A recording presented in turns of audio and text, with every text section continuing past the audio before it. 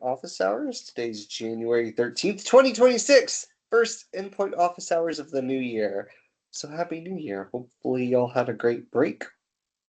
And we're excited to kick some things off with you guys. Just a few links to talk about, but they're kind of a doozy, wouldn't you say, Richard? So I'd say if you're in the deployment business, it's been a couple days for you. yeah. I think. Boy, I'll say. So we'll share some of the updates with you guys, and then we'll open it up to some Q&A. And I know there's already been a couple of questions and some awesome chat earlier today, so we'll get to that question as well. Richard, I have the links pulled up. Do you want me to share my screen, or do you want to take over? I'll take over. Okay, I'll let you.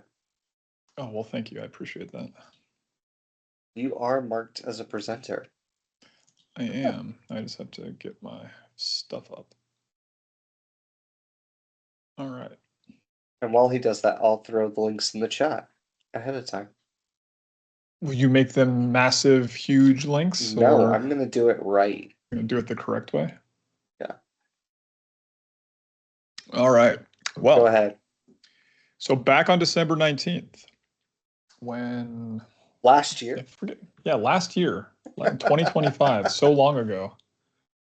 See what that was on a Friday. That's like the Friday. So this was released. Okay, this is released, and this is actually a really, to me, this is like kind of an awesome announcement. We released this on Friday, before the week of Christmas. No one's seeing this. No one's reading blog posts. They're going out for a week or two. For those of you that were able to actually take off, more than just the Christmas holiday itself. So we make this announcement that we're announcing hardware accelerated BitLocker. So as you probably, or you should know, BitLocker is software-based encryption on your disk.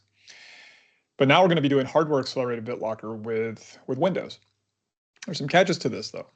It's going to require new hardware. So you won't be able to do this in your current hardware today. You will need to update to the upcoming Intel vPro devices featuring Intel Core Ultra Series 3, formerly codenamed Panther Lake. So any Panther Lake processors will support the new hardware accelerated BitLocker. I'm not going to read through all of this. You got the links there. You guys can kind of read through it. But we're basically taking the CPU away, and now we're actually going to leverage either system on or a SOC to handle the hardware accelerated BitLocker components that we're doing. So there's a little bit more in terms of the architecture. It's not just BitLocker, your storage driver, your CPU, and the NVMe drive. Now we're including the SOC hardware driver. Storage driver is still there, BitLocker is still there, but there's also this new crypto engine that we're using to do a lot of the offloading that the CPU work would have been doing ahead of time. So that's at a high level, that's what the architecture looks like of it. But the performance is pretty significant. So when you look at the average cycles per IO comparison, you'll see that with software accelerated, it's just huge compared to without BitLocker and hardware accelerated. So these two, there's just tiny amount of overhead compared to the current software accelerated method that we have today. And then there's some commands here for manage BDE that you can run for manage BDE status. That'll tell you whether or not you're hardware accelerated or not. There's a demo video here. I don't find it all that interesting, but it's there. And yeah, so I think this is going to be huge. This is just going to get a ton of performance back. That unfortunately we can't do this on current devices, so you'll have to update devices. But moving forward, this is going to be, I think, a huge improvement to performance. So kind of odd that we released this blog post on the 19th of December, the week before Christmas. But well, to be fair, we did technically announce it at Ignite, but I think it was one of those secret hidden announcements that didn't get a lot of traction in like a minor session somewhere in the event. And we just decided to promote it. Still on the 19th, but it's weird. I wouldn't do it. I'd do it this month, but that's me. Anywho, today's Patch Tuesday. So if your environment hasn't blown up yet, congrats. But because we didn't have any preview releases last month because of the holiday, generally the way that we do the non-security update releases is that the non-security updates come out as a preview the last week of the prior month. So we would have actually, if this was just a regular month, we would have seen the preview updates release, last week of December. But we combined all of that to this month. And so in today's Patch Tuesday update, you'll see all the different improvements. Usually you won't actually see the improvements for the Patch Tuesday update. You have to go back to the preview month to see what the non-security improvements are. So Garrett and I were looking through them this morning, and there's some interesting ones here. Some modem drivers are being removed. Okay. The Windows subsystem for Linux, there's a fix to that. If you're using Azure Virtual Desktop and Remote App, there was actually a bug that was introduced last month in this KB, which has been fixed in this month's KB. So if you are using Remote App with AVD, you're probably going to want to deploy this update. And there's some stuff with NPU, Secure Boot. So as we know, the Secure Boot certificate change that's happening. We've now included in this update there a subset of high confidence device targeting data that identifies devices eligible to automatically receive new Secure Boot certificates. That has been added to this cumulative update. And so the idea behind the Secure Boot certificate stuff that we're doing is that most devices, if we have high confidence based on update telemetry that we're getting back from them, they should get the certificates and the updates as expected. However, there are going to be devices that are air-gapped or on networks that won't be managed by Windows Update that there's going to be some work that you have to do. I don't have the link right here in front of me to send over, but we've talked about that in the past, and it's pretty much all over the internet. Garrett, I don't know if you want to pull it up, but there's a lot of guidance out there on how to handle this, depending on whether you're using Intune, Config Manager, Group Policy. There's a lot of info out there right now on that. But the weird one was this with Windows Deployment Services. So there's a CVE, I think, that went out this month about a security issue with Windows Deployment Services. And what we mention here is that this update introduces a change in behavior in which WDS will stop supporting hands-free deployment functionality. And I've never heard of us using the terminology of hands-free deployment. We've used Zero Touch before for CTI. Never used hands-free deployment functionality. Like there's no checkbox in WDS that says, let's turn on hands-free deployment functionality. So when I saw that, I was like, well, what the heck does this mean? And so luckily they give you a link. So you click on a link. And this is very so it's published important. Today. What's that? I said this is very important. Well, it is important if you're using WDS.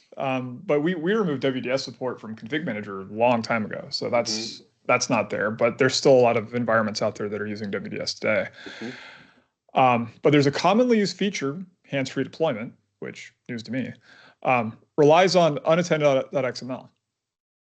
So if you're using unattended XML answer files, which most people are, then there was a CVE that came out based on a vulnerability that ties back to unattended XML. So essentially what we're saying is that the unattended XML file poses a vulnerability when it is transmitted over unauthenticated RPC channels. This vulnerability might expose sensitive data and creates a risk of credential theft or remote code execution. And we go through and basically explain a timeline of changes that we're going to be making. So the first thing that we're doing is today, phase 1, hands-free deployment, or basically using unattend.xml through WDS, still continues to be supported and can be explicitly disabled to enhance security. There's a registry value that you'll have to change. Phase 2 is going to be in April, and we're actually going to disable by default, but you can re-enable it via the same registry key. And when we go down below, you'll see the reg key changes you can make. But if no action is taken, then right now, no changes for you. But in April 2026, secure by default will happen, and then you'll probably find that you're going to have to authenticate in order to use WDS. So it's not like we're removing unattended XML functionality. That's still going to be there, but you will have to authenticate. And so this whole quote unquote hands-free thing that we're talking about, that goes away. And you're just going to have to authenticate in order to be secure. But moving forward, if you, even after April 2026, you can still just change the registry value, just knowing that, hey, we're not in a secure state. And we just want to use unattended XML and we want to use it without authenticating. So yeah, so you'll if you're doing solely WDS deployments today, not using config manager, not using any other third-party tool, then this is going to impact you. And then there's just a WinSQLite DLL update. But yeah, outside of that, if you're using FFU, I just tested the new KB, installed just fine, so no problems there. But I think the biggest news is this one. Do you have like sad trombone or something, Garrett? Like, do you have sound effects? Nothing. No. No sound effects. No taps. Womp womp. Taps. I should probably play taps. I think taps is probably more appropriate. But we have sent MDT out to pasture. We posted. I think this was posted. It was funny because this was posted on the 7th. So this notice wasn't actually up when the download links went away.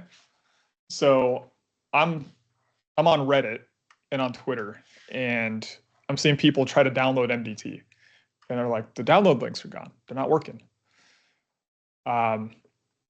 And shortly, like probably a day after, this post comes up. And we say that we are announcing the immediate retirement, not just we decided to pull the links, and then I think they've probably figured out, oh, we didn't tell anyone that we're going to do this. So here's the immediate retirement of MDT. So it's no longer going to receive any updates. Well, it hadn't gotten any updates in a while, fixes or support. Maybe there was support, I don't know, but it definitely hadn't got updates or fixes in quite some time. Didn't support Windows 11. Windows 10's gone. So we knew that this was happening, right? Like this wasn't a shocker. The shocker though was that, oh, you just pulled the download links. Yeah, it didn't tell you. So now there are people that are downloading it and posting it in random GitHub repos and other websites. And if you do download it, just be careful if you still need it or whatever. If you've got your install media or your install files, keep those, because you're not gonna be able to download them again. It still works for some, so you can still use it, but you're not gonna get any support. There's not gonna be any updates for it. Yeah, I love in the recommended next steps, it says begin planning a transition from MDT to autopilot or configman OSD, right? Because OSD and configman still works. It's just MDT that is gone. Yeah, that's not going away. And a long time ago, we took a lot of the functionality out of MDT, like the task sequence stuff that we had for the integration between MDT and OSD. We took a lot of that stuff and brought it into the config manager task sequence editor. So those things were there years ago. But a lot of people I know used the UI for MDT to help deal with deployments. And there's a lot of different community things out there that you can use as well. But yeah, it's a sad day. MDT is the end of an era. The end of an era. So we wanted to, we're not allowed because we're at work. So I'm not encouraging you to do this right now. But if you're at home on your own, pour one out for MDT. Pour one out for MDT. I mean, right, it's kind of nostalgic, right? Like so many of us got our careers started utilizing MDT. It served a great need Not me, for Garrett. most customers. Not well, me. No, of course, you did everything by hand. If you could script it by hand, that's how you would do it. No, well, when I got started was MDT wasn't even a thing. BDD hadn't even started yet. We were doing remote installation services. Oh, wow. So this was like way back. Was that Riz? RIS, Riz. Remote Installation That was Services. Riz. Remote installation services, yeah. Richard's got Riz. I got some Riz, that's for sure.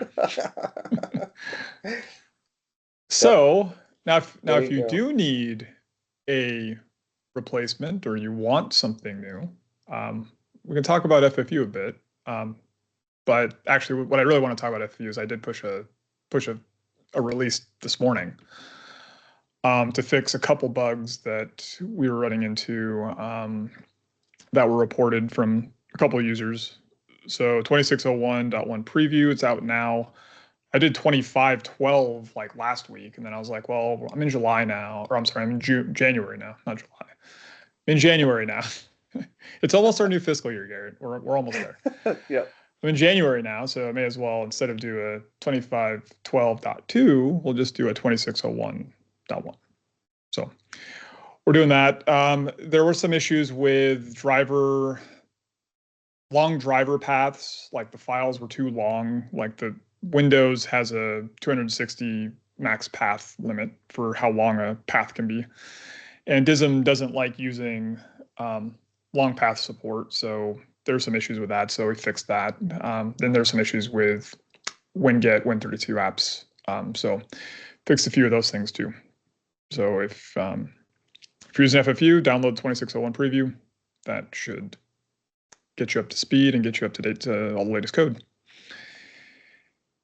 And lastly, for me at least, Garrett's got a couple updates, but I added this one late as well, Garrett. You didn't see this one. I did a ninja edit, if you will. Well, it's because we're announcing native. Yeah, it's like these guys just wanted to throw some, like, just do it in January, guys, when everyone's back. Like, no one's going to see this stuff. It's like releasing news on a Friday. Just, that's how you hide everything. But this is actually pretty cool. And it's probably something that you might just like shake your head, like, why was this even a thing? But we're announcing native NVMe support in Windows Server 2025, ushering in a new era of sort of. I do wonder if they use Copilot to write this. It just seems very like clickbaity. But we are now actually going to support, like, you could have NVMe drives in Windows Server 2025, like that, or even Server 2022. Like, was never a problem. But what was a problem was that we were using SCSI drivers. We didn't have a native NVMe driver. So because all storage devices were effectively treated as SCSI devices, you would find that storage performance was actually very poor, or not necessarily very poor, but just it was slower than it should have been if you were using NVMe. So we've got some charts and graphs on the performance data in Windows Server 2022 versus Windows Server 2025 with native NVMe. You'll find on just IOPS, NTFS, 4K random reads, you'll see a 45% increase with one thread. 8 IO threads, you're up to 78% increase, and 16 threads, you're up to 71. Well, that's wrong. I don't know. Oh, so I'm sorry. No, it's still 71%, but it's 71% compared to Windows Server 2022. So huge performance increases with the new NVMe support. But in order to get access to this support, you need to be running the October cumulative update for Windows Server 2025. So I would hope that most of you are, if you're running Server 2025 today, you're doing that. If you're on Server 2022, 2019, anything older than that, you really should be upgrading ASAP.